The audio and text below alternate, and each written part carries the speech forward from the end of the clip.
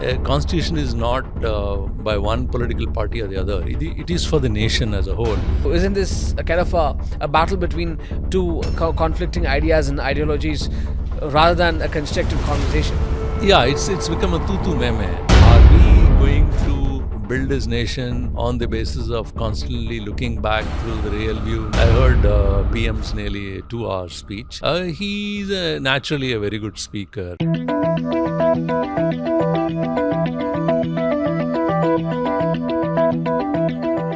Hello and welcome. I'm Vijay Srinivasan. In this edition of Talking Sense with Srini, we're discussing the Constitution. Joining me is our Editor-in-Chief, Mr. Srinivasan. Sir, good to have you again. Yeah, hi Vijay. So we had a two-day discussion in the Parliament on 75 years of Constitution. What do you think? We need a discussion on Constitution right now. And the Congress alleges the Constitution is certainly under threat. Do you think so? If you go back in 1949 on 26th November, the Constituent Assembly adopted Constitution, Indian Constitution, which was the chairperson of that, the framing board was Dr. Ambedkar. So when the 26th November, the 75 years of our Constitution came up, so obviously the Congress party raised this question that we should discuss how has been the Constitution used for the last 75 years. I think it's an important milestone for a nation. 75 is not a big thing. We are still a young country. We are still a young nation. But it's important to look back what the framework was done by our forefathers, those who imagined the Constitution for India. What is basically a Constitution? It's a framework. It's a legal, political, social framework for the nation to be governed by various arms of the state, legislature, executive, judiciary, and some rights which people have, fundamental rights, and then how they exercise these powers. So it's a good opportunity to look back and re-examine how we have fared all these years.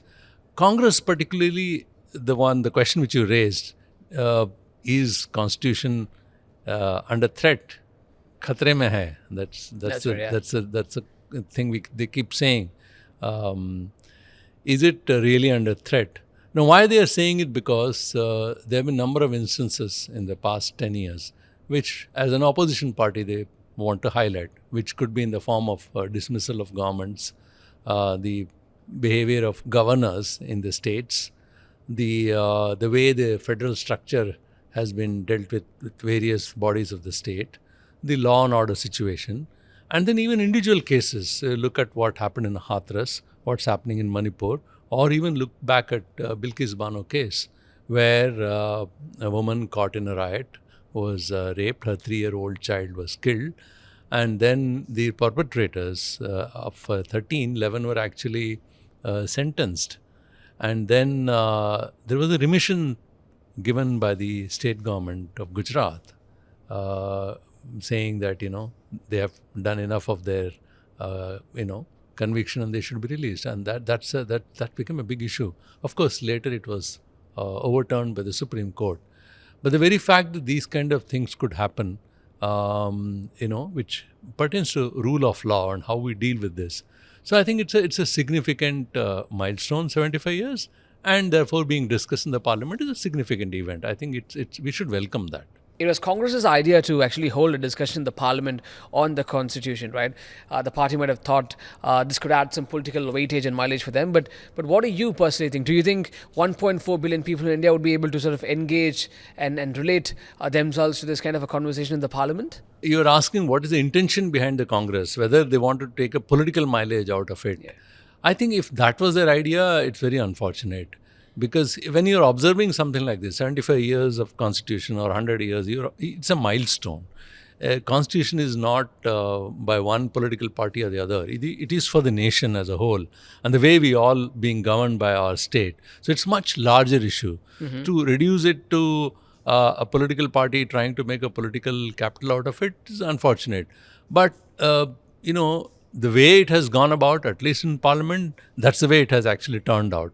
There is no common ground between the ruling NDA BJP regime and the Congress India alliance. So you could see that there's a total acrimony. They seem to be at each other's throats. And, there is very little debate about the actually what the Constitution is doing for us. BJP chose to go into the past, and Congress chose to do something else. So, the way the course has taken is entirely different. The framers of the Constitution were very idealistic.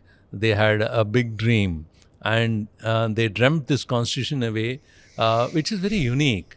Perhaps it's the longest written Constitution in the world, and it's the most amended Constitution also. But it's very unique because the debate took over many days, and a lot of thought went into that, and a lot of issues came up. Some of these issues which are coming up now were discussed in the Constituent Assembly, and then finally this was framed. So in that sense, the Constitution is a beautiful document. The question is whether these three things which I pointed out, whether we have, if not completely, have we substantially achieved? I wouldn't say much has happened. Even we need to really travel a long way. Let me just give an example. Let's take the economic issue. There's so much poverty is still there. So it's estimated, the World Bank estimate is about 129 million people are still in absolute poverty. I don't know what's the general poverty, but absolute poverty is really alarming. Then there's another data which is quite alarming. The 1% of the population probably holds majority of India's wealth. Yeah, wealth. Yeah. So there is a huge disparity between the rich and the poor, and that should have ended. Then social inequality. Obviously, there is a social disparity. The humans still scavenging. Human waste still continues. I mean, still we need to completely abolish it.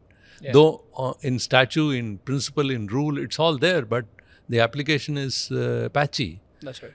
So there is a social inequality. There is a discrimination which happens around us. Political inequality, that also exists. Though India was one of the earliest to have a universal franchise where even women were allowed to participate.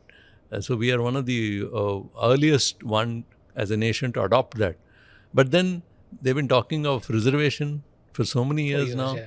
33%. So many debates have happened. So many discussions have happened. It still don't know whether it will fructify. So these are the issues which are germane and must be discussed. Rahul Gandhi says your Supreme Leader Savarkar preferred Manusmriti to the Constitution, while the BJP counters claiming that Congress never gave its due to Mr. Ambedkar. So isn't this a kind of a battle between two conflicting ideas and ideologies rather than a constructive conversation? Yeah, it's become a tutu meme, and it's very good perhaps for television channels, especially they would really enjoy this. But as I said earlier, it's throwing mud at each other. These are if you dig and go into the past, and you can interpret things in many ways. So basically, what is interpretation? Who brought in the two-nation theory? This is the thing which basically I heard before coming here, the parliament speech given by A. Raja, DMK's representative, and he was saying that, look, the two-nation theory was actually not Jinnah's imagination. It was actually Savarkar who brought in. I mean, you can go and dig into the past and look into these things, but what purpose it is going to serve today? History is important. You must draw lessons from history. But it is also important that you move forward and do something for the present and for the future. Similarly, Congress, when this is an allegation. On the other side, there is a thing to say that, look, this whole constitution has been misused by one family. Basically, Nehru Indira family completely misused this. So that's an allegation coming from the other side. So as I said, this tutu meme is continuing. Both sides are having a slanging match. It is true that the constitution has been misused, and it has been misused constantly. There are some glaring evidences examples where the constitution has been misused. So you can go on listing them, and there are many. But is it going to lead to any solution? Are we going to build this nation on the basis of constantly looking back through the rear view mirror, or are we going to look forward and try what we can do? I mean, that's a question I think most people should ask, and that's a more relevant question. We know that the words socialist and secular were added to the preamble years later, after it was adopted initially. Do you think this is something that's kind of irking the BJP? Um, yeah, so it's true that in some sense that word secularism was adopted much later. It was not in the original framework when it was adopted. In fact, K.T. Shah, one member, wanted this to be introduced, and that time Ambedkar had dismissed it, saying that look, uh, his point was much broader. I mean, this to interpret saying that look, he was against secularism is not the correct one. I mean, some people may be tempted to do that, but that's not the way it was. He had much, as I said earlier, the imagination of the leaders, many of those who participated in the deliberation of the Constituent Assembly, was to create a country of their dreams in a very positive and a different manner. Now, what did Ambedkar think that time while opposing this? His point of view was, look, this is a framework, I'm doing it for the nation, and we are actually drawing this framework, and we are saying that how should various, whether it's an executive, whether it is the judiciary, or whether it is legislator, how they should function.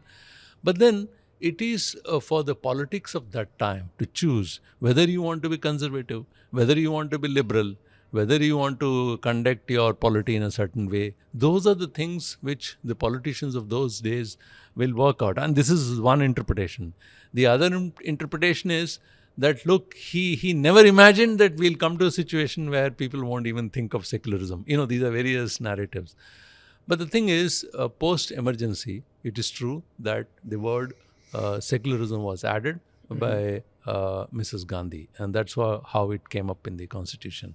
It was added much later. How do you think Modi and Rahul actually fare in this kind of a debate? Do you think both leaders were able to well articulate what they had to say to the people? Yeah, if you want me to rank them, it'll be tough. But I heard both the discussions. I heard PM's nearly 2 hour speech. Yeah. He's naturally a very good speaker, and he marshals all his abilities of his command over the language with his twists and turns. He's very effective speaker. So he was right in the sense that since the discussion was on 75 years of constitution, he was very much within his right to go back and then look at various regimes. He looked at Nehru, he looked at Indira, he looked at Rajiv, and then Sonia, and even he didn't spare Rahul. He covered all of them.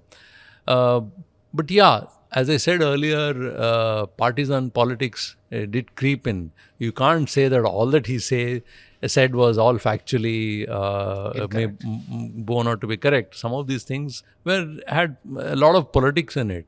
For instance, he criticized Nehru, saying that First Amendment, which curbed the freedom of the speech. The point, what was it introduced? It's a reasonable restriction was introduced. I think that time perhaps it was envisaged. It's very important to introduce that, because look at the way India was then. India was divided. There was a communal riots going on.